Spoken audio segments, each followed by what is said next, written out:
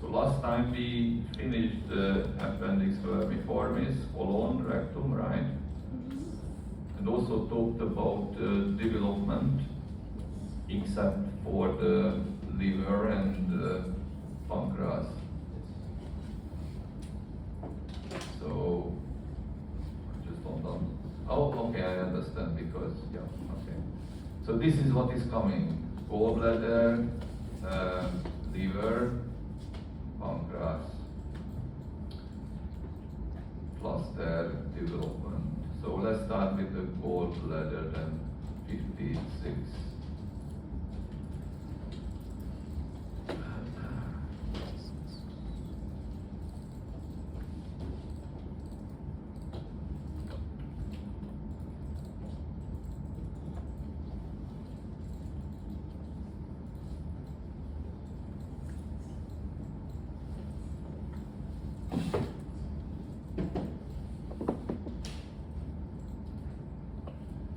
So this is the natural surface facing the lumen, and if we magnify to look at the lining epithelium, well, it is not quite obvious in certain locations, but for example here it is obvious that simple columnar epithelium, what we have here, and some striated border is also present, which means presence of microvilli, which makes sense, you know, because beyond the function of storing bile, this organ is also responsible for making bile more concentrated by extracting water. So water is reabsorbed here. So material transport is going on through the apical surface of these columnar cells, and therefore microvilli can increase this transport efficiency. And you know, water molecules are moving together with sodium molecules. Hopefully you have learned that. Sodium positively charged ion and may have a very large hydrate shell around. That's why. So these columnar cells drive sodium ions by active pumps, and water follows the movement. And in relation to this transport processes in certain locations,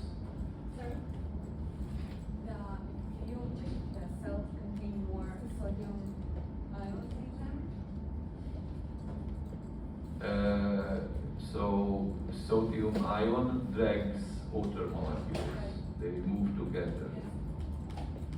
And the sodium molecules are driven by pumps. Right.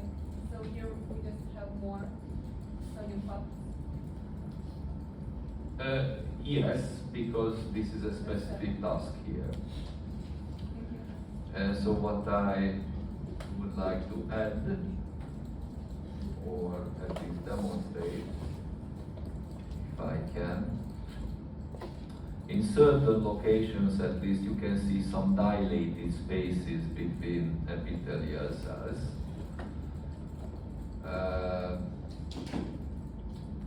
Maybe in these locations.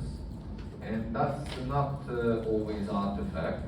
It can be real, because due to this water movement, hydrostatic pressure may increase in the intercellular space, giving rise to these dilated territories. So that's a morphological sign of this transport mechanism. Now, addressing what we can see that in this territory,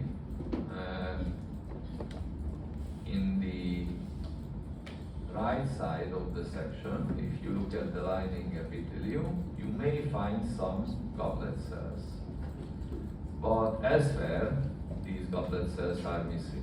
This territory where we do have goblet cells is the neck region, little bit different. In the neck region, the lining epithelium may contain goblet cells, not very many, but some. And another feature, that in this neck region, the lamina propria, here are the goblet cells. Another feature of the neck region, that the lamina propria in this territory, but only here, the neck region, contains mucus secretory units. These are in the lamina propria. And these mucus glands, also here, are only present in the neck region. Okay?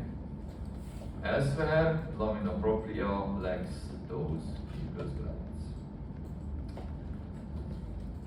Another thing, that there is no muscularis mucosae here. As a consequence, we cannot talk about submucosa either. So, after this lamina propria, the external muscle layer comes, which is quite thick,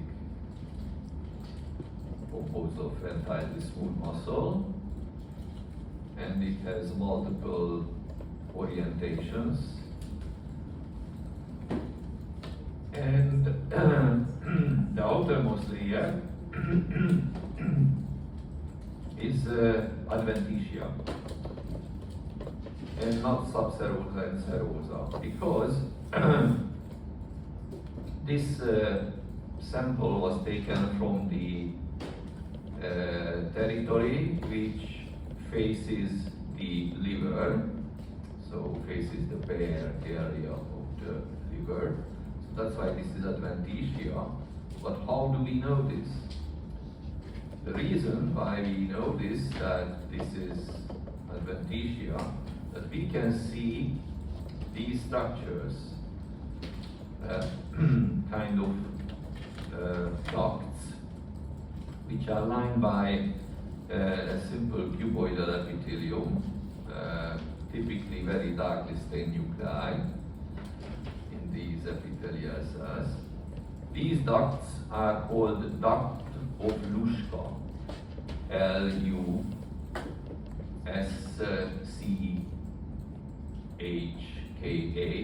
duct of Luschka. You can find it in the handout.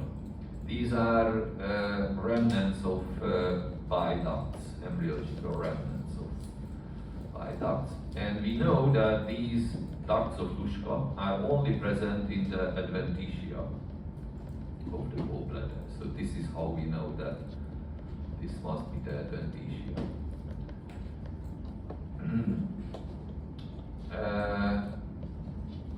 I also would like to add that here in the adventitia there are many rather small vessels, like this venule, for example, here, or capillary, arteriole. So it is very tempting for the examiner to ask something about the histology of small blood vessels here. Don't be surprised. In addition, some nerve fibers are also visible, like here, or there. And even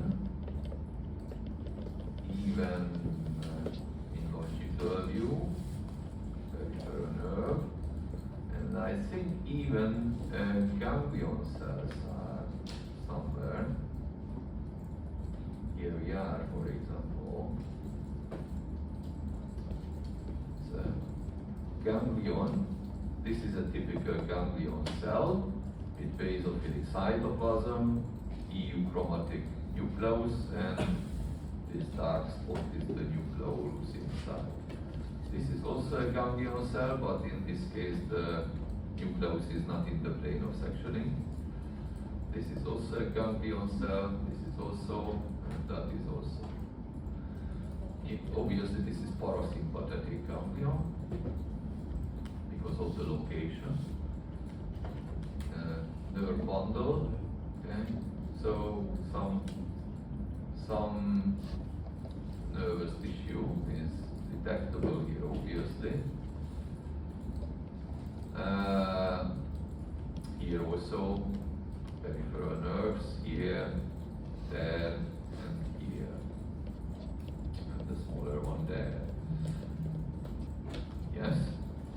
So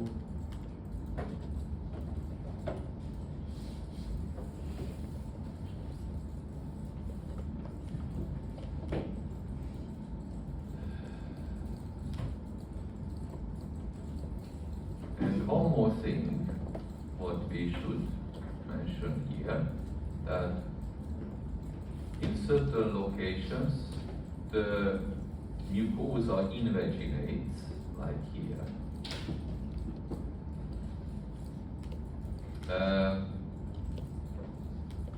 This epithelium of this invagination is identical of the lining epithelium of the surface, so simple columnar.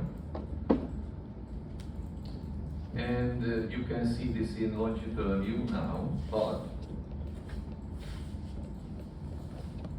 for example here, this is also a similar invagination, but it looks like something with a lumen, like a duct.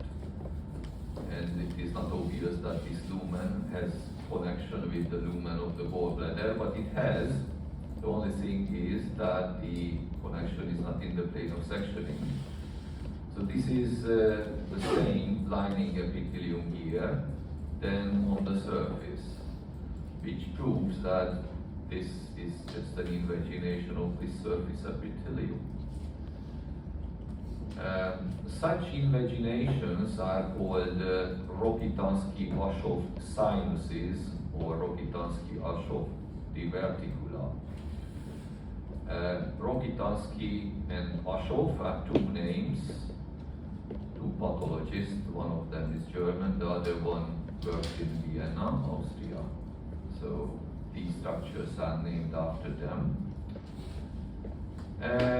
And one more thing, that these Rokitansky-Ashov diverticula can be quite deep, like this one is also one of these sinuses. This is already in the adventitia and looks like a separate structure with no connection with the lumen of the gallbladder, but in reality it has a connection because this is just an invagination like this. The only difference that this is deeper than this, and the other difference that this is a longitudinal view, this is a more like cross-sectional view, but the same sort of structure. Rokitansky-Ashov diverticula. The clinical significance of these structures is that if these are very numerous and deep, formation of bile stones become more probable. Therefore, inflammation of the gallbladder also becomes more frequent. Another aspect of this, how can we differentiate between the Rokitansky-Ashov sinus, like here in the lamina propria, and a mucus secretory unit, also in the lamina propria, which are in the neck region? Well, you need to look at the epithelial cells. So if you look at this, the cytoplasm of these cells is much paler than that of the surface epithelium, proving that this is a gland and it is not lined by the surface epithelium, so this is a mucus gland. But if you look at the other one here, this is a Rokitansky-Ashov sinus because the lining epithelium is more similar to the surface epithelium. This is again gland here. Look at the difference in color and compare to the surface. Okay? So this one is closer to the appearance of the surface epithelium, that's why Rokitansky-Ashov sinus. These are just faults here or here. Yes. Professor, what's their function? Function of what? The sinus. I wouldn't say they have a function. What I talked about is the clinical significance. Higher probability of stone formation and inflammation.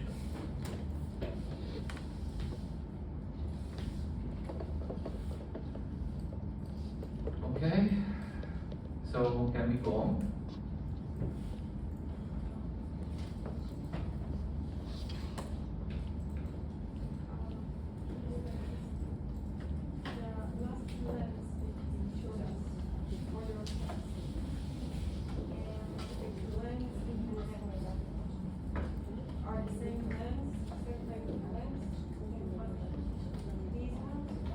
This is not a gland, this is the gland. Yes, this is the same.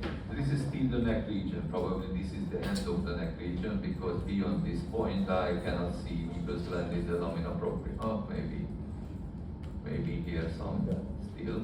This is again Rokitaski sinus. This is gland. This is also gland. That is also gland. Maybe, yeah. Yeah. It looks, it's almost entirely from the neck region, but yeah, it's interesting. Anyway, yes. So next, pancreas 59.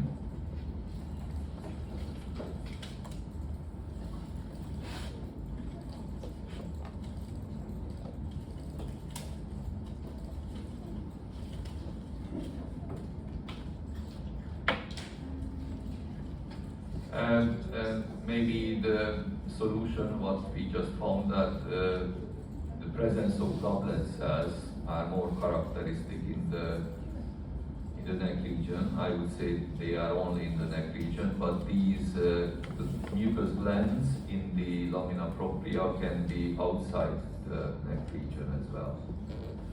Okay, because it is unlikely that the whole section is from the neck region. But goblet cells are not elsewhere, I think, only on the right side, at least as I could remember. So the presence of goblet cells characterize the neck region and not the mucous glands in the lamina propria. So the pancreas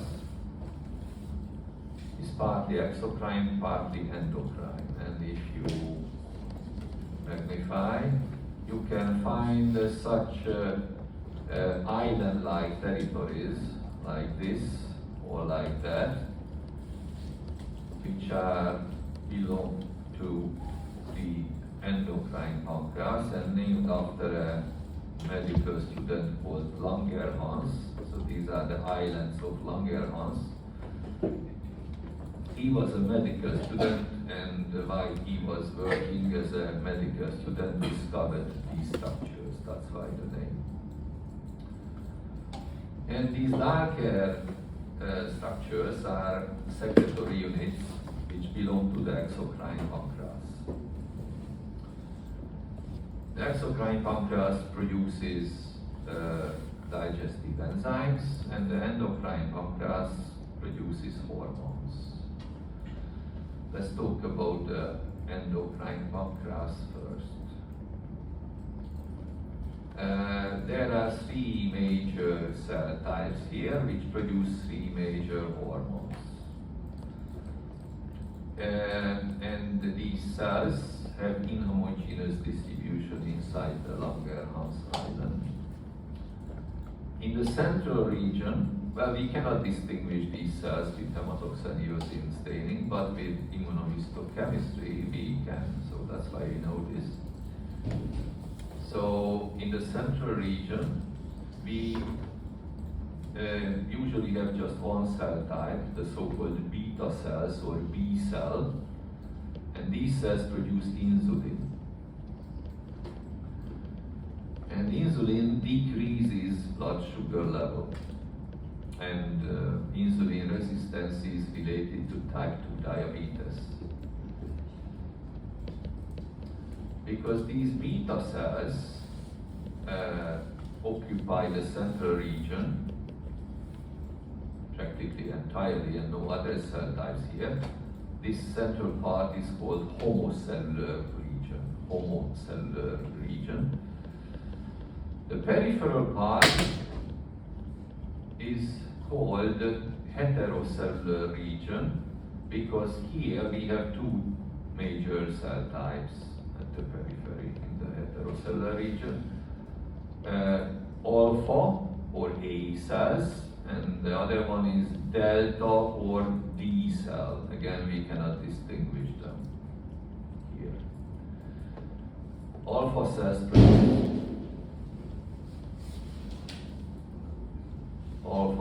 produce glucagon, which increases blood sugar level, and delta cells produce somatostatin, and these somatostatin producing cells, when release the somatostatin, they act in a paracrine manner on the other two cell types and inhibit hormone production of the other two cell types. So inhibit hormone production of beta cells and alpha cells. This is what somatostatin does. Yeah. Are they inhibited simultaneously? At the same time? Yes. Are these cells the same as the enteroendocrine cells? These cells, what we mentioned, it's not very, so not the best to call them enteroendocrine cells. It's not entirely wrong, but it's better if you call them gastroenteropancreatic cells, which refers to endocrine cells which are either in the stomach, either in the intestines, or in the pancreas. Gastroenteropancreatic cell, the abbreviation is GEP cell. So enteroendocrine cells, strictly speaking, are in the intestines. And obviously these are parts of the GEP cell family. So GEP cell family is broader. Yeah.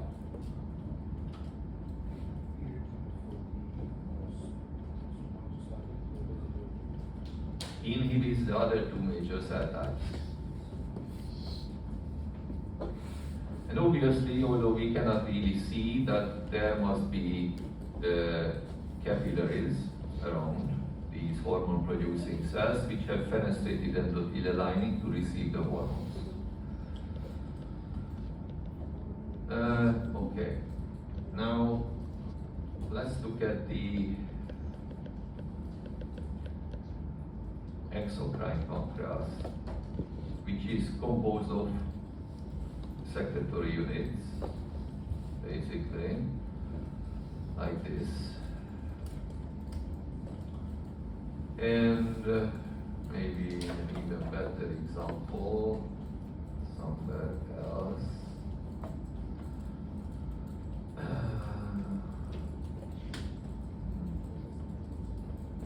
Look at this.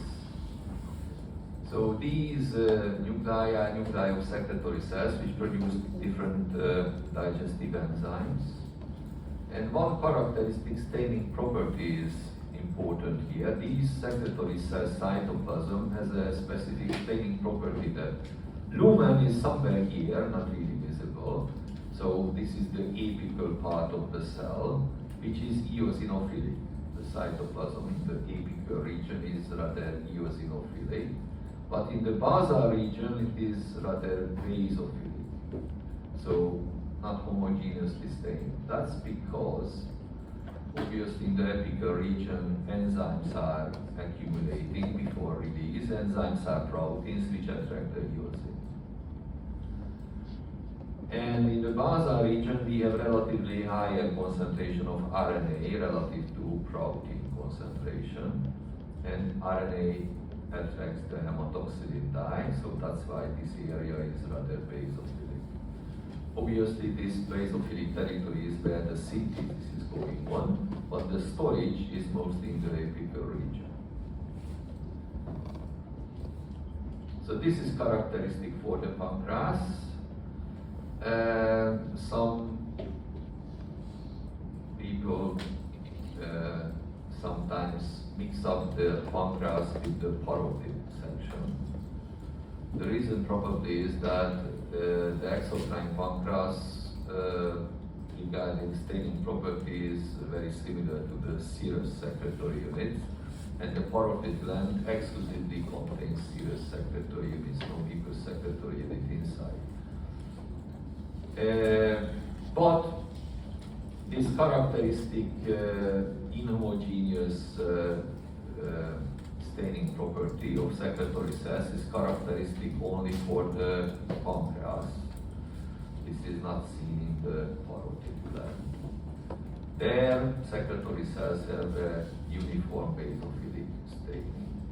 Plus, of course, in the parotid gland there is no islets of Langerhans. Plus, although here we also have some white adipose tissue cells in the parenchyma of the pancreas, but the amount of these white adipose tissue cells is much higher in the parotid gland than here.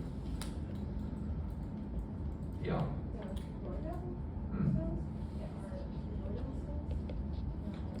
Well, which cell is cuboidal?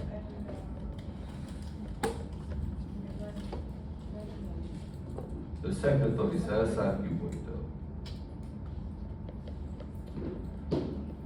Yeah. Now, but look at this cell here, for example.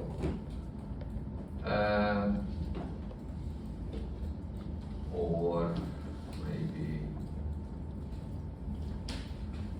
maybe look at this one, maybe a better example. So this is a secretory unit, but this nucleus is in an unusual position. It is somewhere where the lumen should be. The lumen is here, not really visible, but obviously it is in the center. So this nucleus is almost in the lumen, almost in the center of this acinus. Therefore, it is called centroacinar cell. Centroacinar cell. The point is that this is not a secretory cell. This is one of the lining epithelial cells of the duct which joins to the lumen of this acinus. And that duct is called intercalated duct. So this is one of the lining epithelial cells of the intercalated duct. But this duct invaginates deeply into the acinus. That's why it is possible to see lining epithelial cell of the duct inside, seemingly inside the acinus.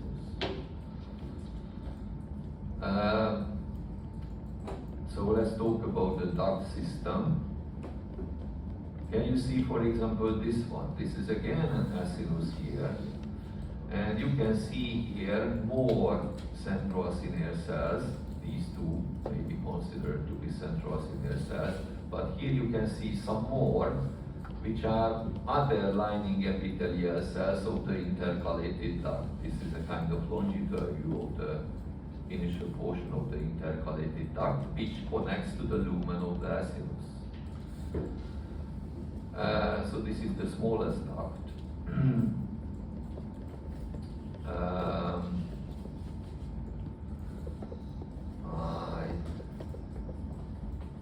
hunting for, yes? Yes. Because the lumen contains the enzymes which are created by the secretory cells, and that those enzymes are conducted by the duct system towards the duodenum.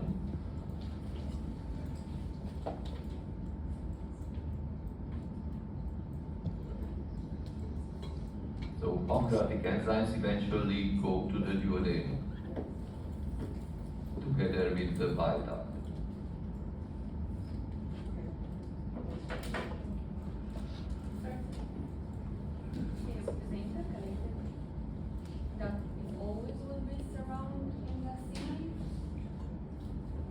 It's always connected to the acinus. That's the point.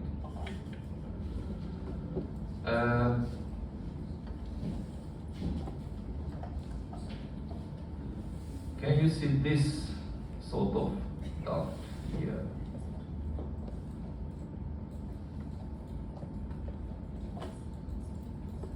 These are somewhat bigger than the intercalated ducts, so they are not directly connected to the lumen of the acinus, but these are formed from unification of several intercalated ducts. Now these ducts are seen in longitudinal view. You can see the euchromatic oval-shaped nuclei, which are characteristic for the lining epithelial cells of this duct in longitudinal view. This is the intralobular duct.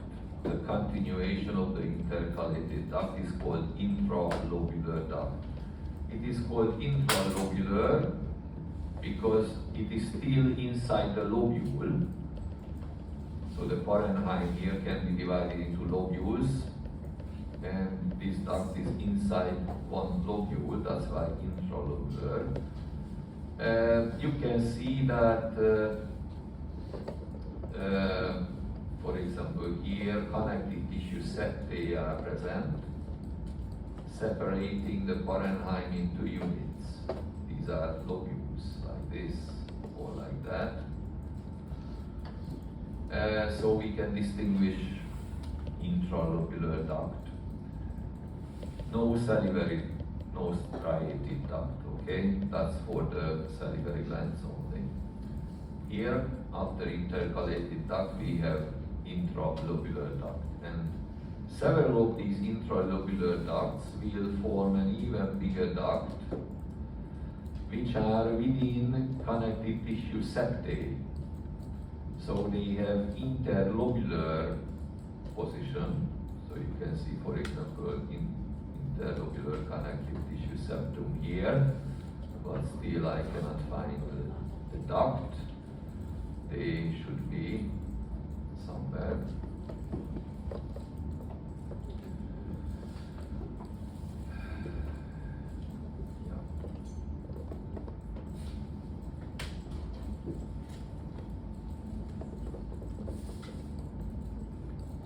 Okay, for example here, so this is a widened portion of an interlobular connective tissue septum. You can see the eosinophilic staining of the many connective tissue fibers inside.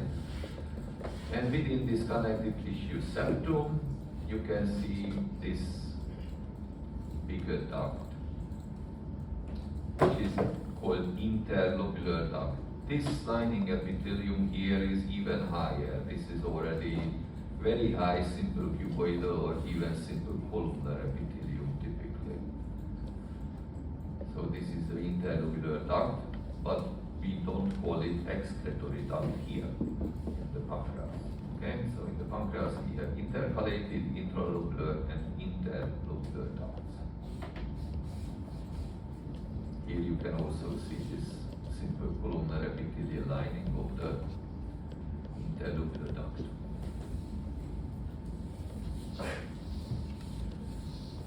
Okay, so let's discuss what sort of enzymes are created by these secretory cells. Can you list them?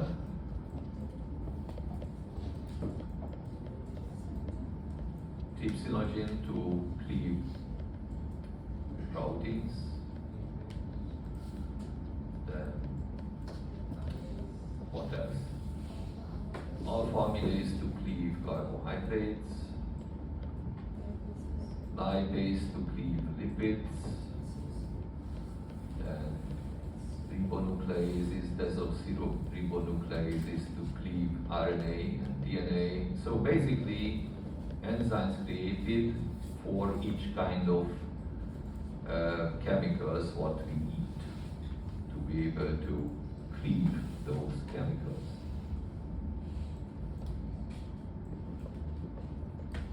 No.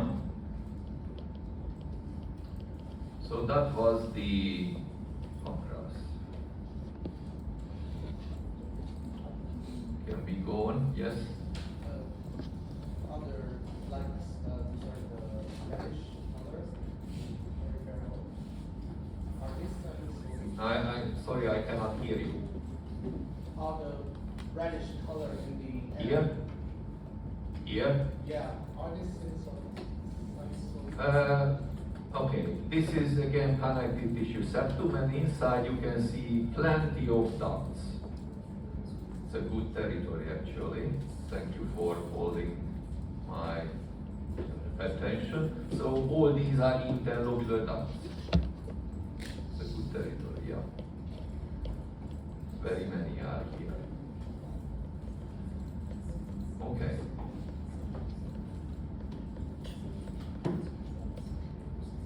So let's continue with the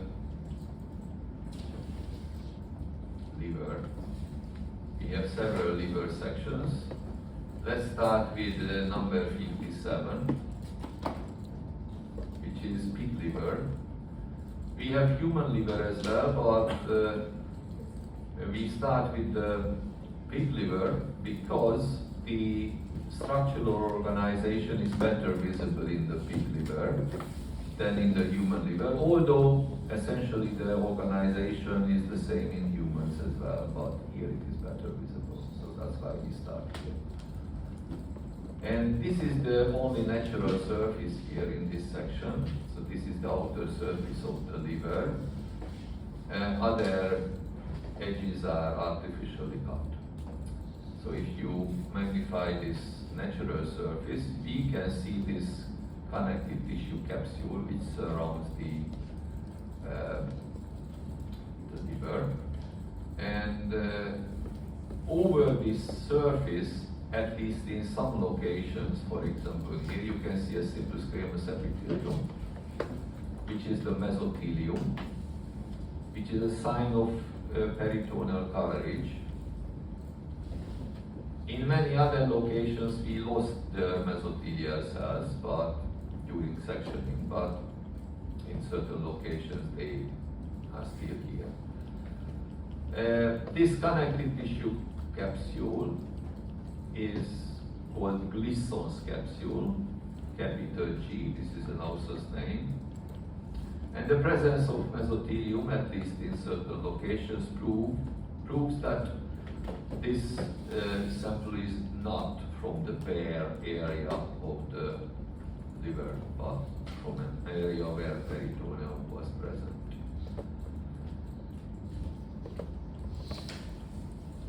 So if we cross this capsule, we enter the parenchyma, and in the parenchyma you can see these cuboidal cells which are here, forming kind of lines.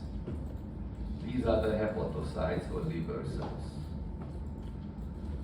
And between rows of hepatocytes, we can see liver sinusoid, special blood vessel.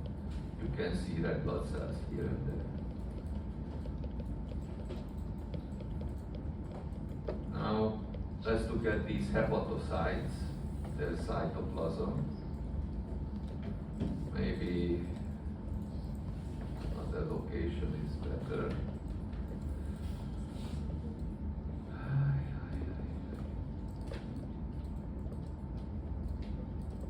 I'm trying to illustrate that the cytoplasmic staining of hepatocytes is inhomogeneous.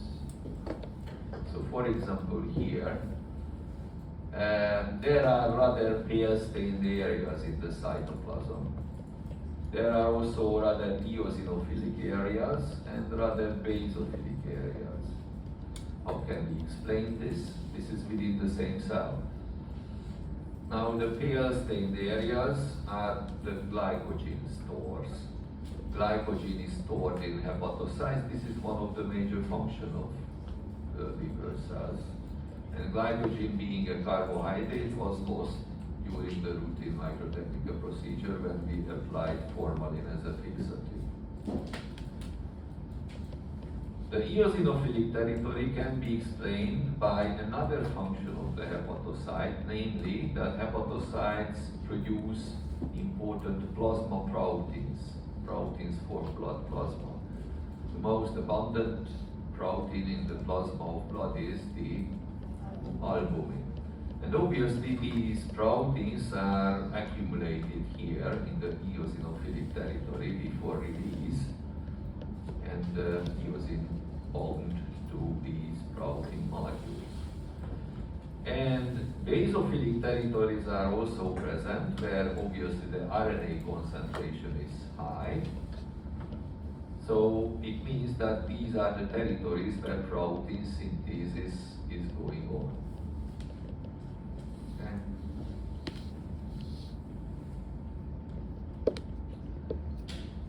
Now let's talk about these sinusoids, which are between the hepatocyte rows.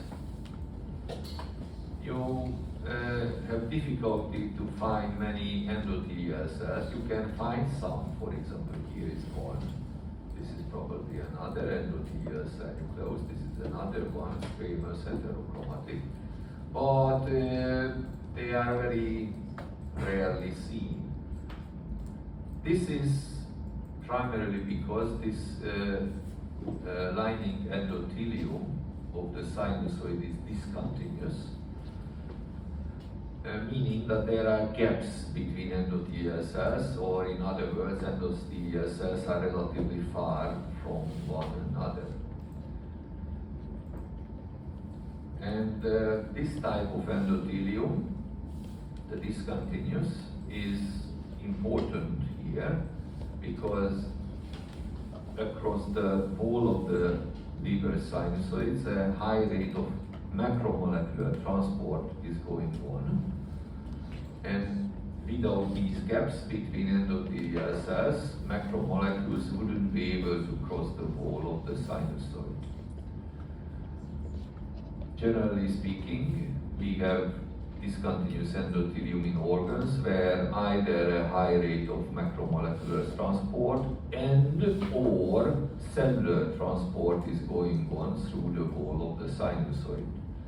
Okay, you name other two typical organs in the human body where we have sinusoids with discontinuous endothelium. Bone marrow, red bone marrow, because matured white blood cells and other cellular elements of blood, formed elements of blood, need to be able to cross the wall to enter blood circulation. And one more example, what we haven't really learned, but probably you have heard, the spleen is the other organ. We will learn that through the spleen, through the splenic sinusoids, erythrocytes need to be able to go through.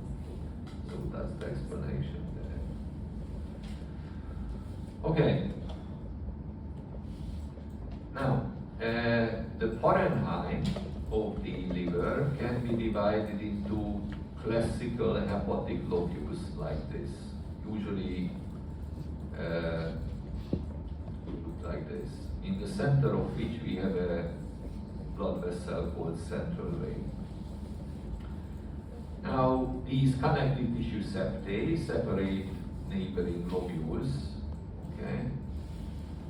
And these connective tissue septae are very well visible here in the pig liver. This is why we start here. There is some connective tissue septum between the lobules in humans as well, but much less well developed. So it's better to start here. Another thing, that in certain territories, connective tissue septae of different lobules meet and widen, like here.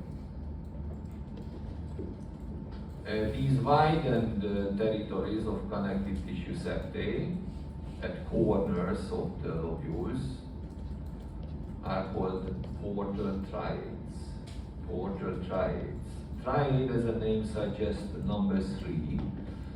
And number 3 means that in this territory we can find 3 types of tubular structures.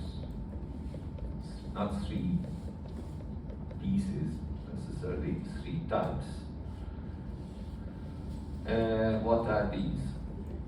So if we enlarge this territory, one of them, what you may find here, is a kind of artery, like this or like that.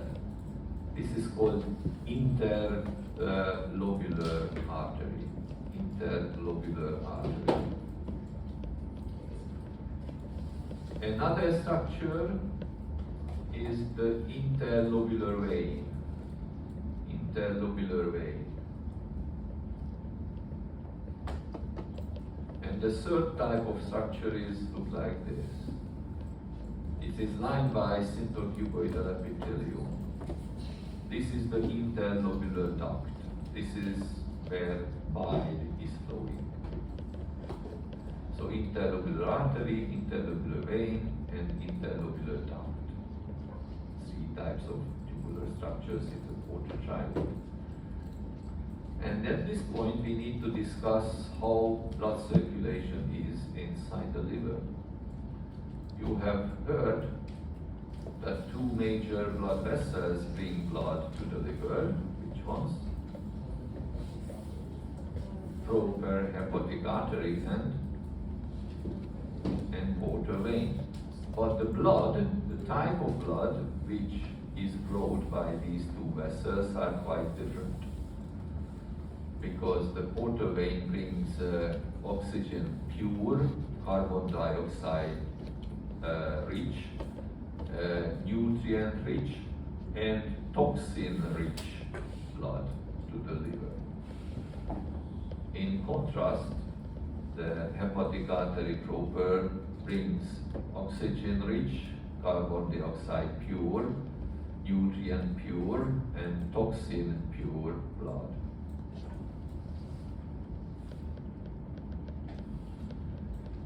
Now these vessels branch inside the liver and eventually give rise to interlobular veins and interlobular arteries, which are found in the portal triads.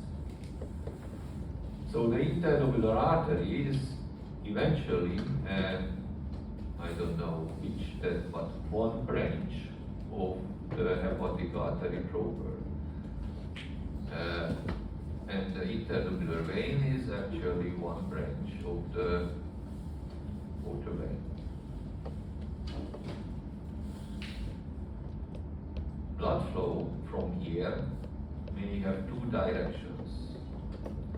One possibility that from these interlobular arteries and veins, blood immediately flows into the sinusoids inside the globule. This is one possibility. But the other possibility that these interlobular blood vessels give rise to branches which are located in the connective tissue septum but outside the portal triad. Like here, this looks like a vein, right? This is not in the portal triad, in the connective tissue septum, but not in the widened corner.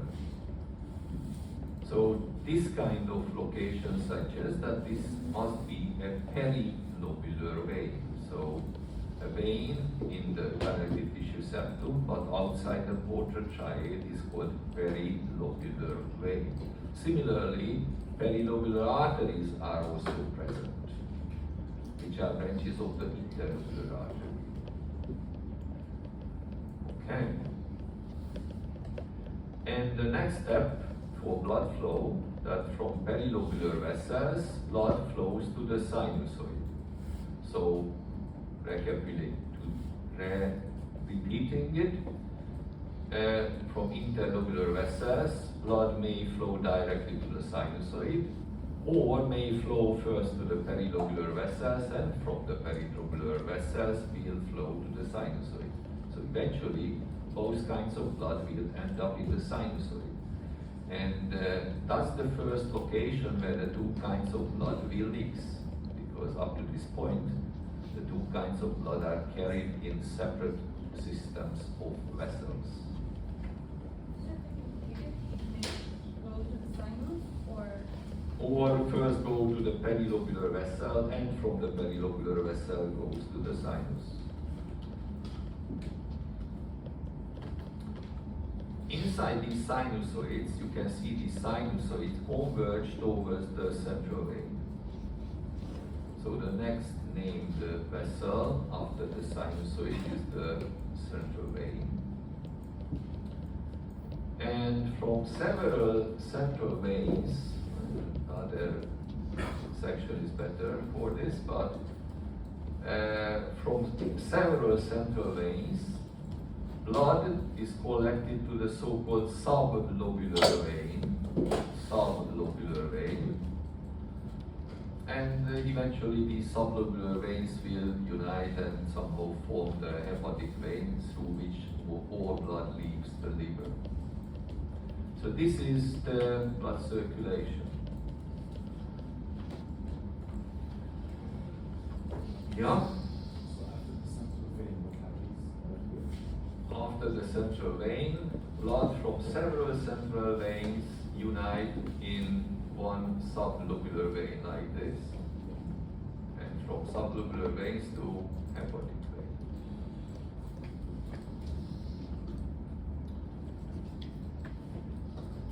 This is also probably a sublobular vein. Oh, well, I'm not exactly sure, but regarding the sizes, yeah. Okay, and at this point,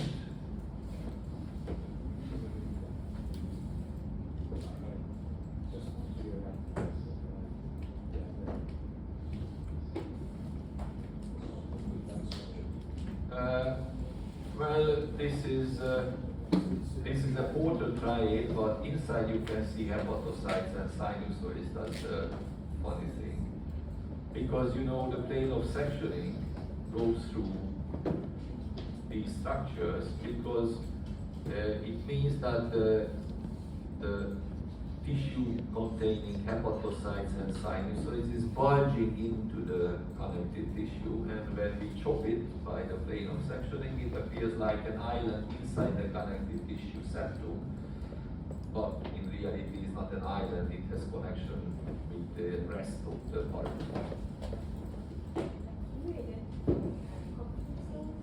We will talk about this. You cannot identify Kaplan cells here properly, but we have another section where you can. So what's the canal artery? It is coming. But first,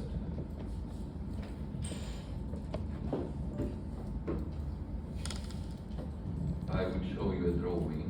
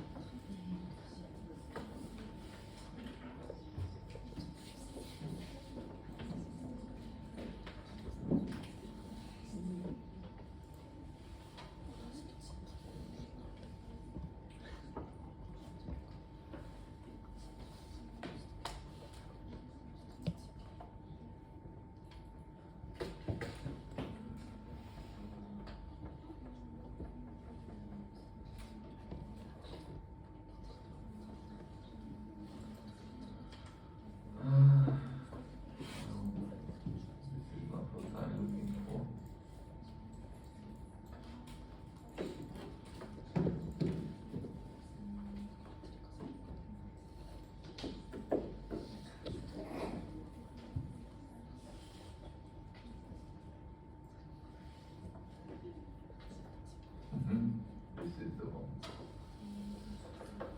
So here you can see two hepatocytes in the cuboidal nucleus. And here between, okay, first of all, these are endothelial cells here, here, or here, meaning that this is the lumen of the sinusoid. And there is a tiny space here between the hepatocyte surface and the wall of the sinusoid. This is called space of descent, or also called perisinusoidal space.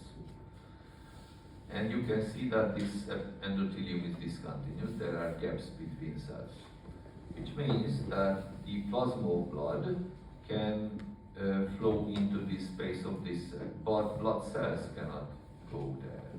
So in the space of this cell we have plasma of blood. And the plasma of blood is in direct contact with the hepatocytes. And you can also see that hepatocytes have some microvilli-like structures to increase surface area for material transport. And this is important because for the liver to be able to function, liver cells need to have direct contact with the plasma of blood. For example, to be able to pick up toxins from the plasma to neutralize them, or in the reverse direction to be able to give plasma proteins towards the plasma which are synthesized by the hepatocytes. Of course, oxygen, carbon dioxide, nutrients also travel.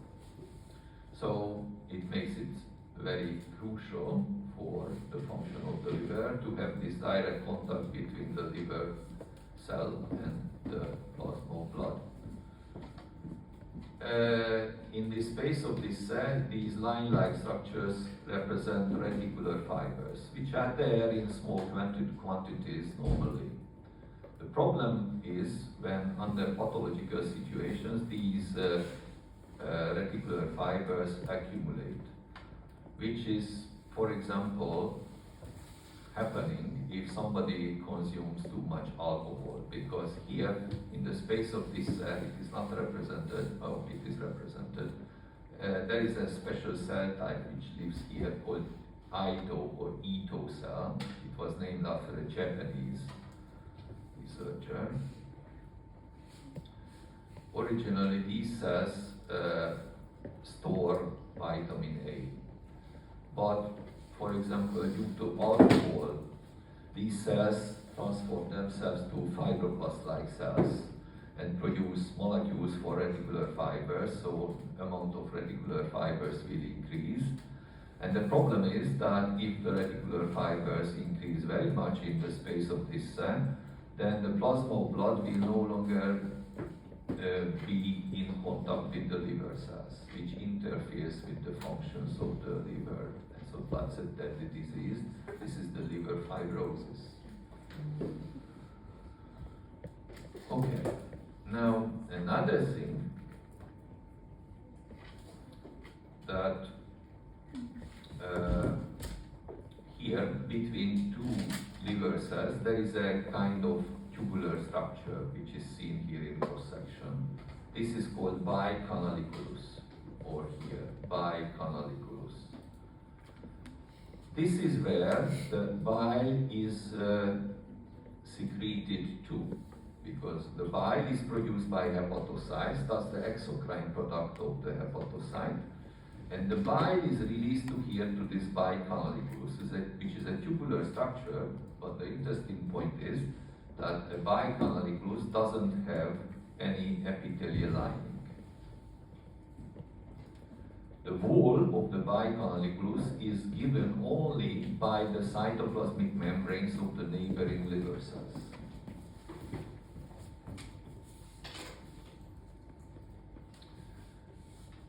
But this structure, the bicanalicus, becomes closed only if tight junctions or zonal occludency are here to seal the membrane.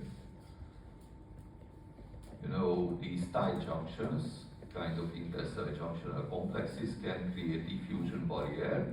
So if two neighboring hepatocyte membranes are coupled by tight junctions, then the bile cannot go through those tight junctions and therefore will remain inside the bicanalicus.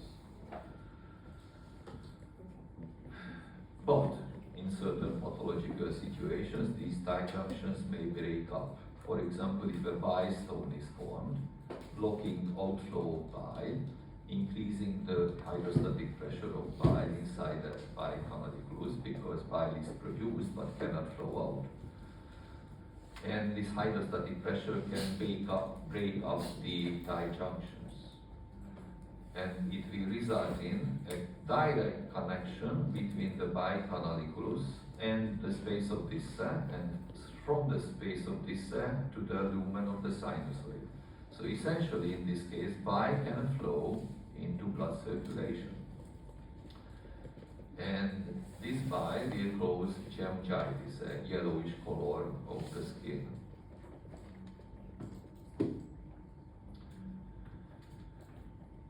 Okay, so in the section we cannot see bicanaliculi because too small, but we can see the continuation of them. And the continuation of those bicanaliculi are seen at the periphery of the lobule. Here, this is the periphery of a lobule. Here is the interlobular connective tissue septum. And look at this. This is a tiny duct, which is lined by oval-shaped, rather euchromatic nuclei. This is the continuation of the bicanalicus. This is called Herring's duct, duct of Herring, with capital H, because herring is not just a fish, but a name of a researcher. So the bicanalicus will continue into Herring's duct. And the difference between the two is that in the bicanalicus there is no epithelial lining, but in the Herring's duct we have epithelial lining. And this Herring's duct continue into the interlobular connective tissue septum. Here, for example, you can see how it goes into the interlobular connective tissue septum and form there so-called perilobular ducts. Perilobular ducts, like here, you can see these perilobular ducts, and these come here to the portal triad and will join to the interlobular viaduct. So this is the direction of blood flow, of bile flow. So bicanalicus, Herring's duct, perilobular bile duct, and interlobular viaduct. And eventually from here, obviously, it will end up in the duodenum.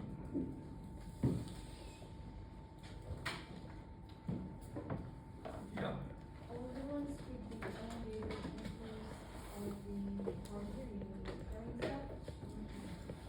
Well, there are other elongated nuclei, you know.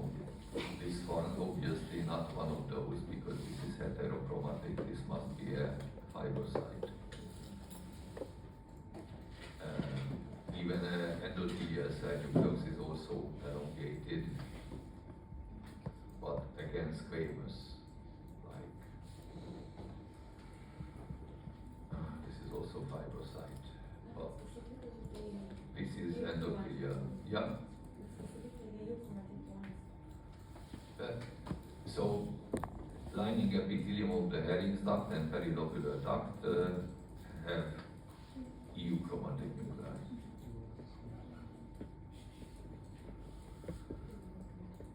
Now, if we go back to this drawing, you can see that in the wall of the sinusoid there is a special cell type which lives called Kupfer cell. And processes of these Kupfer cells are inside the lumen of the sinusoid. These are macrophages which live in the liver. It is part of the mononuclear phagocytic system, so derived from monocytes.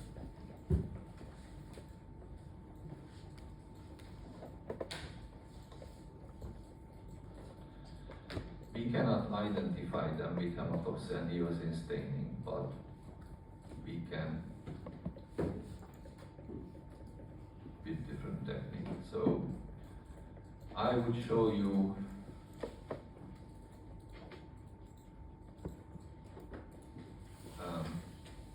first the human liver 58, which is just about the same. The major difference is that connective tissue septae are not really visible.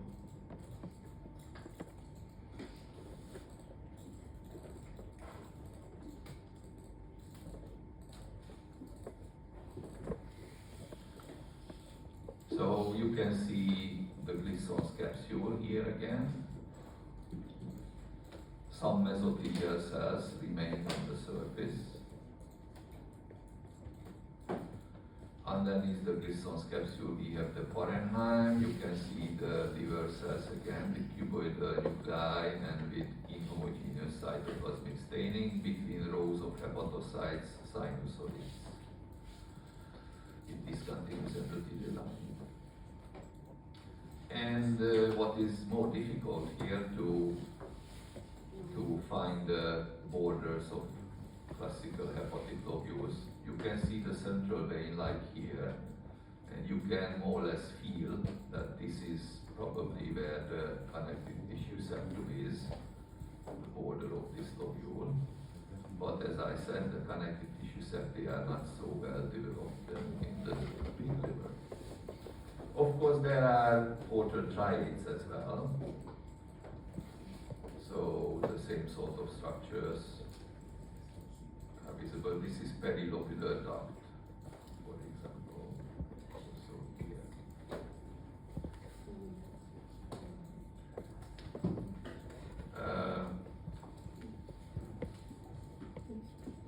This is also a lobule, more or less visible.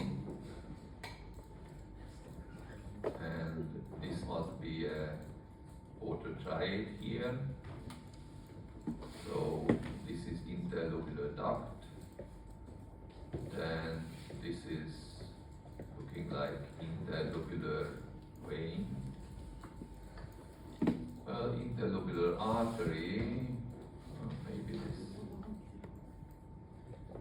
So the same structures are also here. And the other thing, here you can see nice sublobular vein. And remember, it collects blood from a number of central veins, like from here, and from here, or from there. Number of central veins whose blood is collected to this sublobular vein.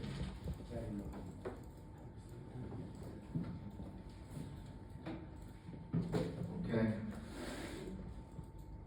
Otherwise, everything is the same, so we could repeat everything. Now, the situation is that we have two more sections from the liver, one with azan and one with trypan blue and nuclear faster. The azan stained version is easy, that's also pig liver.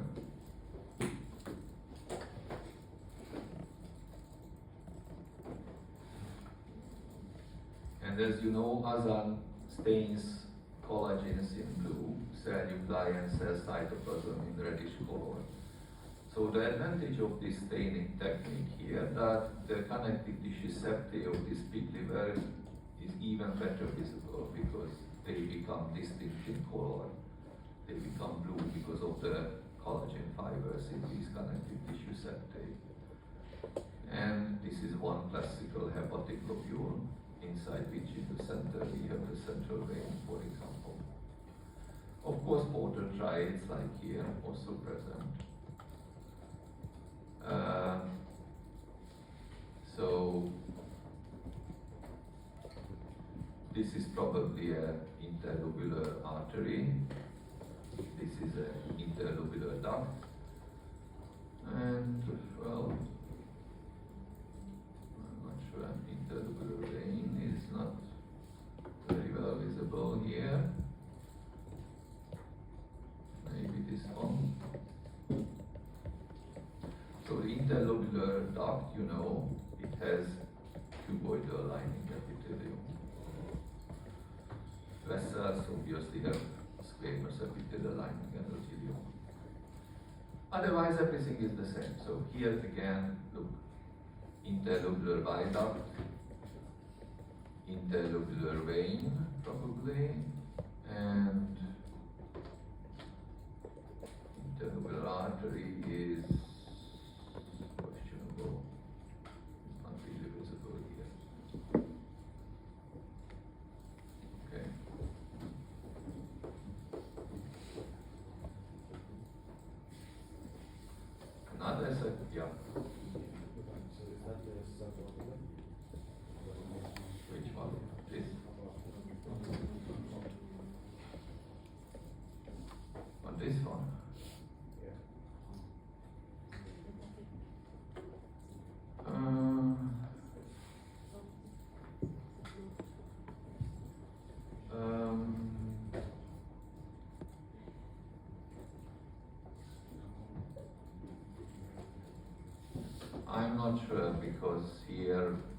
can identify very nice endothelial cells, and also it is not seemingly well connected to central veins. So this is rather an very dilated interlobular vein, but maybe this is this should be a very muscular tissue, so it's probably interlobular artery, very distinct border between the tunica media and adventitia. Okay. The liver of the pig and the human are the same cells. Probably not, I don't know exactly, but you cannot judge it from the sections. So then we have this red liver. We learned already this kind of staining method. Nuclear faster stains nuclei in red, cytoplasm in pink. Nothing really special. Trypan blue is more interesting, a blue dye, which is a vital dye, if you remember. We learned it in relation to the granulation tissue. And it is called vital dye because it works only in living organism. The reason is that the way how it works, that phagocytotic cells, so macrophage-like cells, phagocytose trypan blue particles and accumulate these particles inside the cytoplasm, making the cytoplasm blue. And it remains there because these cells don't have enzyme to digest the trypan blue particles. And the significance here is that in the liver, the only really phagocytotic cell is the Kupffer cell. So those cells will phagocytose trypan blue particles. So those cells whose cytoplasm becomes blue will be the Kupffer cells.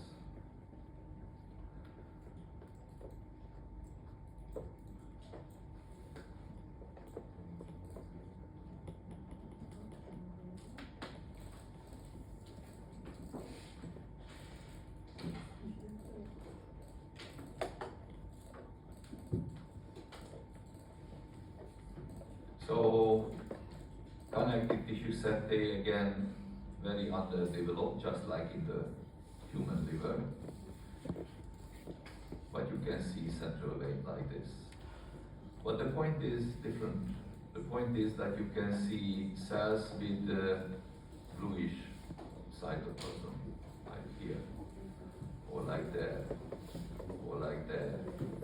Now these cells are the Kupffer cells, and you can see that these cells are always at the border of the sinusoid or inside the sinusoid. This is the location. They phagocytose antigens.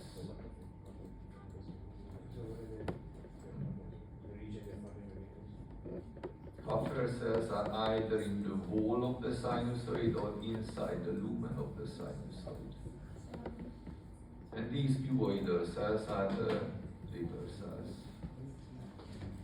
Between rows of liver cells, here and there, we have sinusoid. Inside the sinusoid, we have bluish cytoplasm of a Kupffer cell. Its nucleus is also red from the nuclear cluster stain. And where you can see blue color, it is always either in the lumen of the sinusoid or at the border of the sinusoid. So that's the point.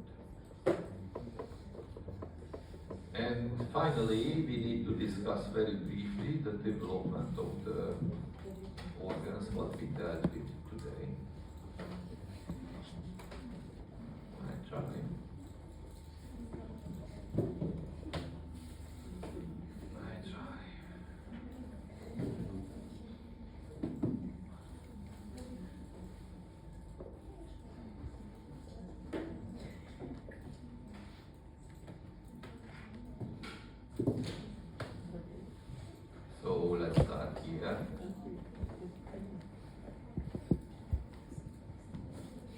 So, you know the liver bud where it appears, that defines the border between the foregut and midgut. And this green outgrowth is the liver bud. And then from this bud, another bud grows out, which will give rise to the gallbladder, and the other one will go into the septum transversum and give rise to the parenchyma of the liver. Because of this mechanism, it is obvious that hepatocytes have endodermal origin, because originate from the lining epithelium of the primitive gut. Also, the lining epithelium of the gallbladder is endodermal. But for example, the Kupffer cells are of mesodermal origin. They are from the septum transversum, which is mesodermal. So Kupffer cells are not endodermal.